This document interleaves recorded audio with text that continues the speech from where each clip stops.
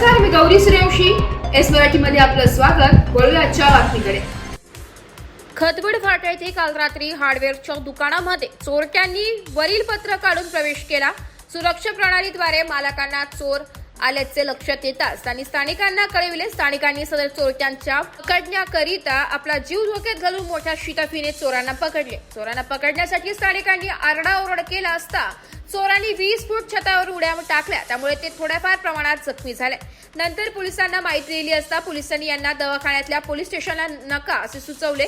ग्रामीण रुग्णालयात प्रथम उपचार केल्यानंतर त्यांना अटक होईल अशी वाटत असतानाच पोलिसांनी यांना जिल्हा रुग्णालयात पाठवा असा अजब सल्ला दिला. त्यावेळी मागील वर्षभरापासून दिंडोरी चोरांचे सूत्र सुरू असून चोर पकडले या भूमिकेनंतर सर्व नुकसानग्रस्त व्यावसायिकांनी ग्रामीण रुग्णालयात एकच गर्दी केली. त्यावेळी श्री मुलाणे यांनी त्यांच्या सीसीटीव्ही मध्ये फोटो दाखवला. त्यामधील एक चोर असल्याचं सिद्ध झाले. त्यांनी 8 दिवसांपूर्वी नोंदवलेल्या गुन्ह्यानुसार हाच तो चोर आहे असे पोलिसांना कळवले. परंतु पोलिसांनी त्यांना जिल्हा रुग्णालयात पाठवा असाच रट लावून धरला. यानंतर स्थानिक नगरसेवक व लोकप्रतिनिधींनी हस्तक्षेप करत ज्यांना गरज आहे त्यांना जिल्हा रुग्णालयात पाठवा, बाकीच्यांना पाठवू नका असे सांगितले. तर ग्रामीण रुग्णालयातील डॉक्टरांनी देखील एका आरोपीस कुठल्याही उपचाराची गरज नाही, दुसऱ्यांना गरज आहे त्यानंतर पाठवा असे सांगितले. परंतु पोलिसांनी तिन्ही आरोपी सिव्हिलकडे कुठल्याही सुरक्षा न देता पाठवून दिले. त्या आरोपींनी पोलीस पाटील यांच्या समोरच सिव्हिल हॉस्पिटलच्या गेटवरून धूम ठोकली व फरार झाले.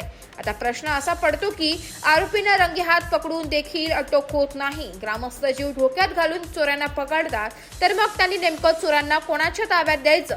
ज्या पोलीस पाटलांवर गाव सांभाळण्याची जबाबदारी असते त्या पोलीस पाटलाला ग्रामीण रुग्णालयात जाण्याचा सल्ला कोणी दिला व त्याच्या समोरच कसे काय पळाले असाही प्रश्न ग्रामस्थ विचारत आहे. बघूया दुकान मालक श्री मुलाणी व पोलीस पाटील काय म्हणतात. मी पोलीस पाटील योगेश कोल्हप पिंपळणारे. 3 चोर दुकानात चोरी करताना पकडले गेले. त्यांना आम्ही उपचारासाठी इथं दिंडोरी ग्रामीण रुग्णालयात घेऊन आलो. तर पोलिसांनी त्यांना म्हणजे डॉक्टरांनी त्यांना नाशिक सिव्हिलला ॲडमिट करण्यास सांगितले आणि पोलिसांनी पण त्यांना सिव्हिलला ॲडमिट करण्यास सांगितले. ते चोरी करताना पकडले ना? हा चोरी करत असताना गावकऱ्यांनी पकडलं त्यांना. मग पोलीस तिकडं नाशिकला पाठवता येतं, त्यांच्यावर काही गुन्हा वगैरे नोंदवलाय का? गुन्हा नोंदवला आहे, त्यांची केस घेतलेली आहे. ज्या दुकानदाराची चोरी झाली आहे त्यांनी फिर्याद दिली आहे. पोलिसांनी फिर्याद नोंदवून घेतलेली आहे आणि डॉक्टरांनी सांगितल्याप्रमाणे आता ते सिव्हिलला पाठवण्यात येते. ते बंदोबस्तात का पाठवले? ते रस्त्याने पळाले तर जबाबदारी कोणाची? किंवा तिथं जाऊन ॲडमिटच झाले नाही तर जबाबदारी कोणाची? ते मी सोबत जात आहे त्यांच्यासोबत. त्यांना पोलिसांच्या स्वाधीन करणार आहे का तुम्ही तिथं? तिथं MLC नोंदवून आणि ॲडमिट करणार होतो. आणि इथं दिंडोरीत चोरी झालेली आहे, ते व्हेरीफाय झालेले आहे, त्यांचे फोटो आहेत तिथं. हा सेम वाटतं आहे. मग हे स्थानिक नागरिक भेटले का दिंडोरीचे? दिंडोरीचे नागरिक पण आलेले आहे. हां, मग ते काय म्हणते, पाठवायला तयार आहे काय पेशंटला? ते नाही म्हणताय, इथून पेशंटला पाठवायला नाही म्हणताय. आम्ही जाऊन नाही देणार, यांनी चोऱ्या केलेल्या आहे.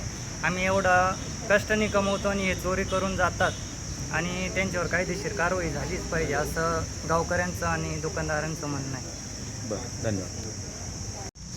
आज रात्री जे आरोपी पकडले गेलेले आहे ते 11 तारखेला माझ्या दुकानात चोरी करताना जे कॅमेऱ्यात दिसत आहे तर तेच आहेत. हे आम्ही इथल्या दिंडोरी पोलीस स्टेशनच्या पोलिसांना माहिती दिलेली आहे. तरी देखील सिव्हिलमधून ह्या आरोपींना नाशिक येथे पाठवण्यात येत आहे.